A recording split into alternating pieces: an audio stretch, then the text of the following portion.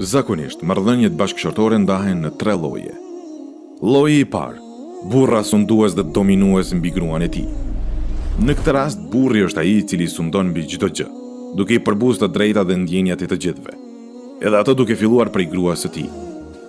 Shpeshherë tenton ta dobësoj personalitetin e saj, të neglizhoj të drejtat e saj, fisnikrinë e saj, natyrshmërinë e saj, e pastaj e ofron për familjen e tij si kafshat të lehtë të nënçmuar.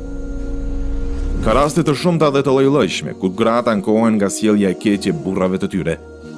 Ja se si na rrëfen njëra prej tyre dhe thot: "Jam një zonjë 40 vjeçare dhe e martuar prej moshës 22 vjeçare. Kam 4 fëmijë, që janë në nivel të lartë të moralit, fesë dhe predominimit shkollor dhe atij sportiv. Kam një problem në jetë, e ai është burri im." Problemet mes nesh filluan pasi që u martuam, dhe shkaktar kryesor është familja e tij. Ata e nxjesnin kundër meje, duke shpifur gjëra që si bëj, dhe ai i beson, kurse mua s'më dëgjon.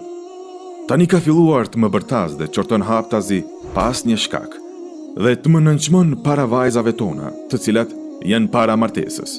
Këto shembuj e shumë të tjerë ndodhin si rezultati i personalitetit të dobët të burrit para familjes së tij dhe mos respektimit të gruas, duke përdorur forcën si mjet për sundim.